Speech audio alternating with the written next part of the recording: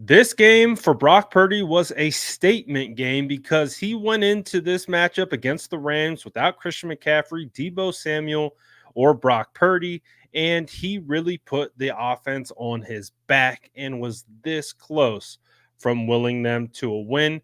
But let's get right into the plays to me that I saw that define why this is a statement game, starting off right here with this beautiful pass right over the middle. You're going to get play action, turn your back to the defense, and then spy it and sling it. You're going to get a beautiful ball in between both of the defenders, and you put it in a spot that allows Jawan Jennings to catch in stride and get yards after the catch. Really beautiful right there to start it off. But there's not just that, there's a lot of other things. This one was beautiful, being able to find his second read for Jawan Jennings and his first touchdown of the game. You're going to get a fake pitch, goes to Ayuk on a slant, comes off of it to find a wide open Jawan Jennings, and it's pitch and catch. You'll like to see that on this touchdown that you have to Jawan Jennings. I like to say that a lot of this is on Brock Purdy.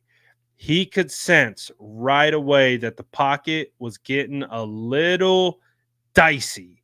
So right away, he makes a snap decision to escape the pocket, roll out into the flat, and then he has to navigate this defender in the passing lane by squeezing it on the inside of him while allowing Jawan Jennings to be able to catch this ball while not getting clobbered at the same time. This is a phenomenal individual effort by Brock Purdy, recognizing pressure within the pocket, getting out in space, and making a football play.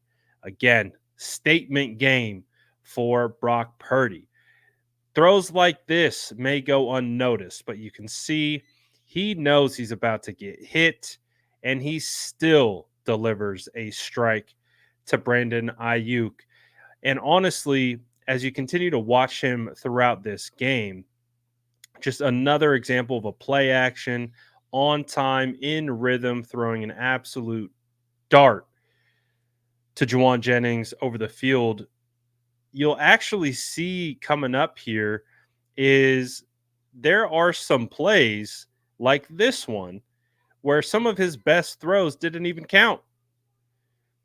He had to find time, he had to navigate a muddy pocket. You can see there's bodies flying all over the place. Jared Verse is crawling at him, and you can see he is about to get tackled as this ball is getting let go. And he still puts it in a spot only where Jawan Jennings can get it. Obviously, Jawan steps out of bounds. It doesn't count. But you talk about great ball placement, only putting in a spot where your guy can get it, gave him a shot at it. This one didn't count either because you had what I consider defensive pass interference because Tre'Davious White gets hands on Ayuk about right here and then slows him down. I do believe that this throw about 50 yards in the air potentially could have been a perfect ball without the defensive pass interference. Ayuk, it really was right off the fingertips as is without being held down. I think that is a beautiful catch. I mean, it's a beautiful ball. Even when you look at the body language of Brock Purdy, it's not shown here, but he kind of runs back like he thought this was cashed. It was a great ball, just didn't count. But we saw Brock Purdy do with his legs too, making Jared Verse miss there, getting 37 up in the air with the pump fake. Again, Brock Purdy showing he can do it with his legs too. This really was a big time statement game, in my opinion, for the way he played, the context of the game, and it all. I mean, threading the needle right here in between three Rams defenders, getting it low so that Jawan can get down, and then all these Rams defenders hit each other. It's a thing of beauty. But again, Brock just doing Brock things, escaping the pocket, feeling the pressure to his right. So he buys time, he buys space, resets, and delivers one of the crazier catches we've seen in a while from Jawan Jennings over that player. Brock was in his bag. He really, really was. As you can see, this perfectly thrown ball to Jawan Jennings for their third touchdown. But again, notice the pocket. Notice he senses the pressure by stepping up, and then delivers again right before he's about to get hit and still delivers an absolutely perfect pass for a touchdown to Jawan Jennings. Again, showing his ability to navigate pressure. There was a lot of guys on the Rams defensive line getting around Brock Purdy, and he was doing whatever he could to get away from that. And sometimes that meant just keeping the ball and running and advancing the sticks as well. So this is, when you think of like Steve Young and when he talks about Brock, he talks about these quarterbacks, the elite quarterbacks being able to do it with his arm and legs. Brock was showing you in this game that he could do it with his legs too, on top of his arms, without the elite weapons, all the all pros, Christian McCaffrey, Debo Samuel, turning Jawan Jennings into an elite wide receiver. Isn't that what they say? Don't they say you elevate those guys around you? Well, he was elevating Jawan Jennings. He was getting Jawan Jennings opportunities, and Jawan Jennings was making the most of those opportunities. And then when you look at this pass, I really like this one to Eric Sauber outside the numbers. Again, just being able to get a read of the defense, understanding the anticipation, and making a quick decision and delivering a dime for a good catch against the sideline. Another one of him anticipating and throwing outside the numbers. This time it's a play action. Turn his back to the defense, and instantly there is pressure bearing down on him. He still is able to stand tough and get that ball. That's a tough throw, guys. Like, it might not be like the most highlight worthy throw, but this is one of the tougher throws that he's shown on this little clip. Again, having to fade to give him space to throw, meaning changing his arm angle, changing his base, changing it all to still be accurate and deliver a throw on time to Brandon Ayuk against the sideline. It's very difficult, very, very challenging. And again, being able to see him make plays outside the pocket.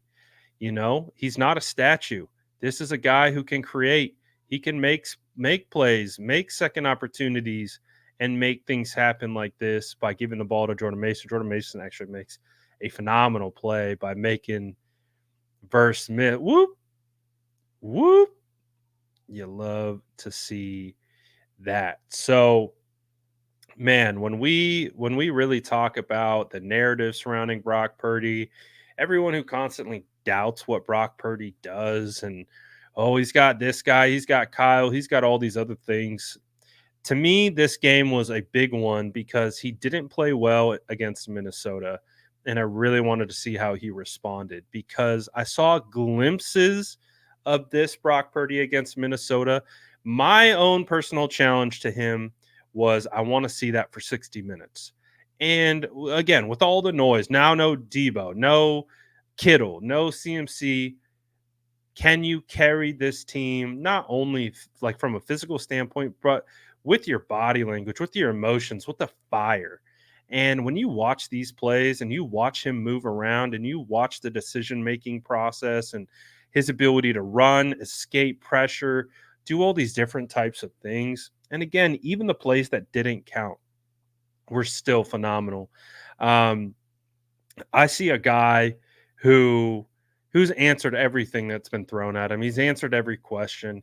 He's been able to play this game at a very, very high level.